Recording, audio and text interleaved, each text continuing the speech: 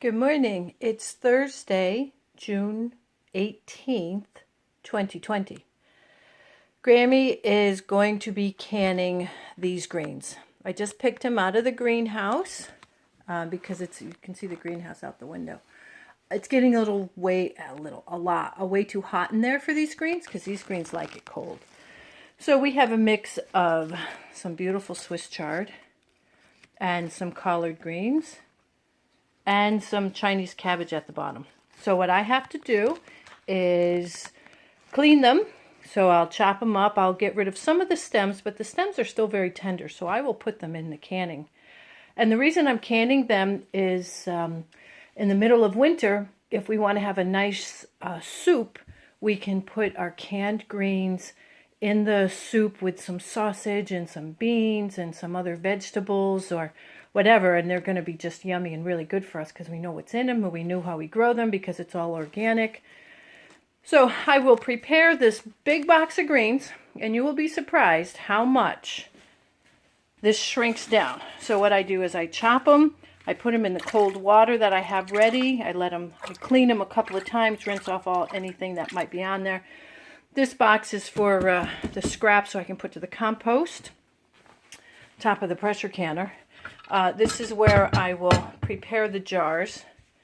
I will have lemon juice. I have my kosher salt, lemon juice, and I'll put my garlic out, but I don't want to put it out until I'm ready. My funnel to put a little extra liquid in. Then I have my jar lifter. This is a little magnet so I can lift the lids out of the warm water. This is a little plastic spatula to get the air bubbles out of the jars, and you want plastic because you don't want to use metal that could potentially chip any of the jars. Here I'll have a little napkin that I'll wet to wipe the lids. This is where I will put the, surprise, my labels are in here. I would have checked it before I filled it. Anyway, this is where I'll put the greens after I chop them. After they're cleaned, I chop them, I put them in here. I wilt them down, I don't know, maybe 10 minutes if that. Then I have the jars. These jars have been washed twice with hot soapy water. I have a little bit of water at the bottom of this fry pan that I just use as a heater. I have the bands and brand new lids. Bands you can reuse, these outer bands. They look kind of wonky, but we take them off after. They just hold the lids on. So I'm anticipating we won't do more than 4 quarts with all those greens. If we have a little more, maybe I'll make a soup for the weekend. I don't know, a nice cold soup. Here I have the pressure canner because you have to pressure can these greens because they're low in acid. High acid foods you can water bath, and this is actually a water bath canner. I have actually 2.5 quarts of water in here. I'll set the jars in, put the lids on.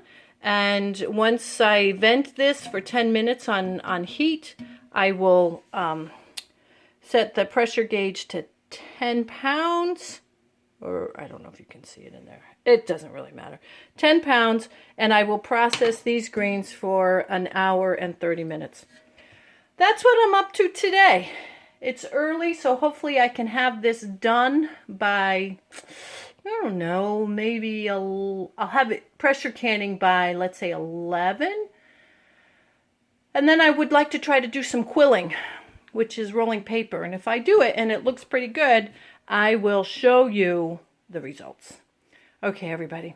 I love you. I really, really miss everybody. Trying to think what I can do. Maybe do a Grammy summer camp, but I don't know if that's good for you or me, but we'll see. So stay healthy, stay happy, eat your greens, and read your books. Love you. Bye.